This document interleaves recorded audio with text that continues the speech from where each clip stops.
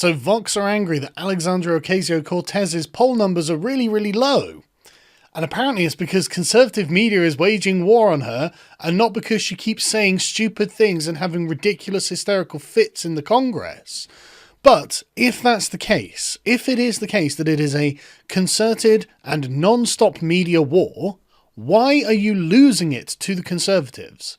Because, I mean, it seems that you failed to destroy Trump's numbers, which are about 45%, and have been quite consistently. But Alexandria Ocasio-Cortez's numbers are lower, and that's in spite of the mass media coverage and promotion of her on the left-wing side. It's all over the place. There are unbelievable numbers of articles written and videos made, the little viral clips and just tweets and whatnot go around of people praising her with like 100,000 shares on Twitter, stuff like this. And yet people still think she sucks. Why is that, Vox? Why is that indeed? I guess the Conservatives are just better at pointing out how someone's terrible at something, or maybe the things she stands for are not as universally good as you would like to think, and people can see that. Who knows? But anyway, let's find out why Vox are so angry. In a Quinnipiac poll released on Thursday morning found that 23% of Americans had a favourable view of the Mayor of Congress, while 36% had an unfavourable view, a minus 13% approval rating, and 38% hadn't heard enough about it to have an informed opinion. This new poll isn't a one-off finding. 3 prior surveys all found that Americans had negative views of AOCs than had positive ones. Wow. I can't believe that marching in at like an angry teenager that's just read the Communist Manifesto and then making wild demands isn't being seen in a positive light. I can't believe it. I had no idea that this revolutionary figure would be unpopular. I can't imagine why. This might surprise a lot of Democrats who live in their goddamn echo chambers, who see all of her viral clips and, quote, impressive performances in congressional hearings and assume she's a popular rising star. Yes, she's the product of an echo chamber. A big echo chamber, don't get me wrong, but an echo chamber nonetheless. So what's going on? She herself has a preferred explanation, that she's been vilified on Fox News and other conservative outlets. Yeah, but you've been popularized by other ones. So why is it that they're winning and your side isn't? Why is it when people are presented with, she said this dumb thing that's really dumb, or look at her ranting and raving in the Congress, isn't this inspirational? Why is she said dumb things, why is that winning out? Got to ask yourself these questions.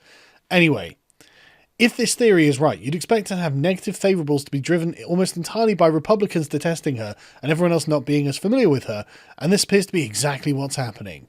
Wow, imagine my shock. Partisans are partisan. Unbelievable. Amazing revelation by Miss Cortez and Vox. But they do make a good point here, and that's that most Democrats... But they do actually make quite a good point here. Apparently, 47% of Democrats view her favourably, 7% view her unfavourably, and 44% just don't know enough about her to form an opinion. Whereas she is actually better known amongst Republicans because of Republican media attacks against her. And this is what's driving her unfavourable rating up. Well, that's true. And I'm sure that when the sort of hardcore Democrat voters finally get around to figuring out who she is and what she stands for and, who's supporting her, they'll think she's great too. And when more Republicans know who she is and find out what she stands for, they'll dislike her as well. Because that's partisan politics. But the thing is, the making of Cortez into a superstar is, in part, the right-wing's fault. And they have to take ownership of that. It is their coverage that is causing this kind of impact that she's having.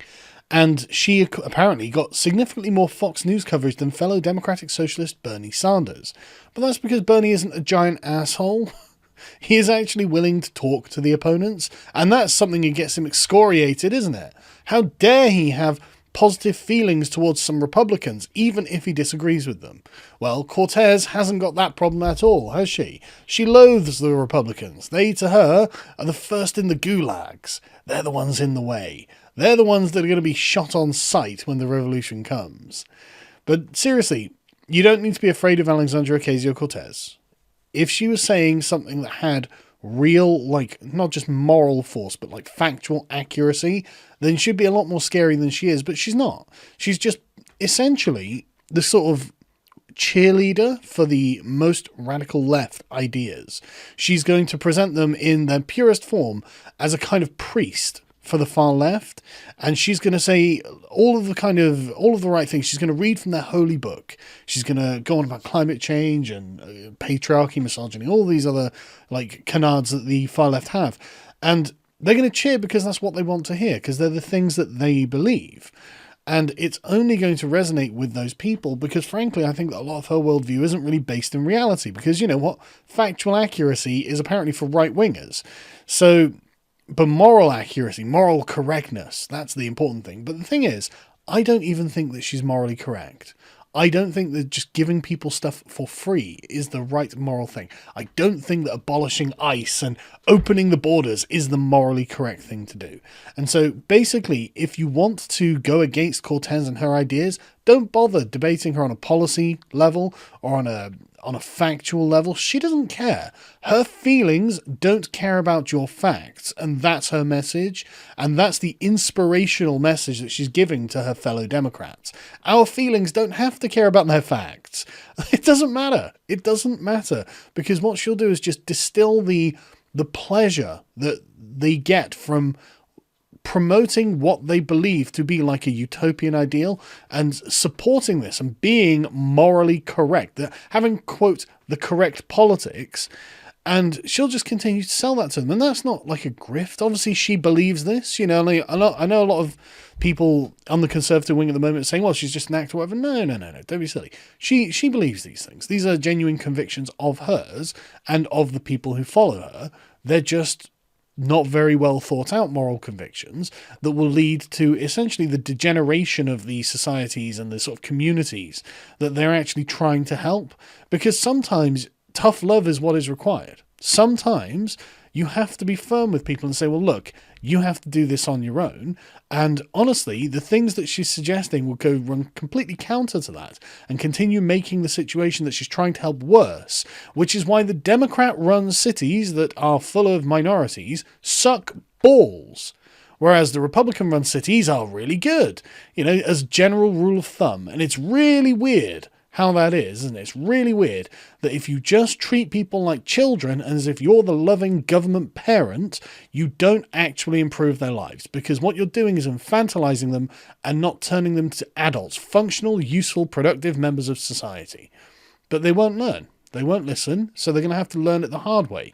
Who knows how bad the collapse in Democrat-run cities is going to have to get before they actually start realizing that, I mean, what they're being given is actually a kind of poison that keeps them on a drip forever and never gives them any prospects or hope for humanity. And don't get me wrong, I'm not saying that all good is with the right wing either.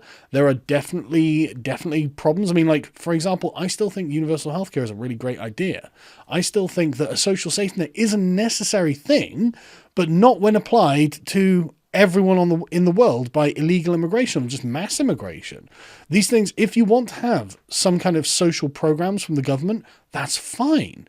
You know, if they're within your budget, if it's a commonly held and widely agreed thing that the government does, okay, that's fine. But don't leave the fucking borders open, because obviously only people who pay into the system can benefit from the system. Otherwise, the whole thing becomes untenable and the structure of it will collapse. Or it'll just continue impoverishing all of the tax-paying citizens as they find themselves forced to pay for people who don't fucking deserve to use these things. But hey, that's because I'm in favor of the existence of the nation state. Unlike the radical left in America, well, I say in America, but it's everywhere these days. Where isn't the radical left anti-borders and anti-nation state? But anyway, so for the time being, Cortez's numbers are in the toilet, which is great. And she'll probably continue saying silly things, which will probably not get much traction, but they will further solidify her personal cult, which will be fun. I mean, she's not going anywhere. She's going to be around for a while. So conservatives don't, and anyone else really, don't be afraid of Cortez. Just kind of settle in and enjoy the ride, because she's going to fuck up bigly as this goes on.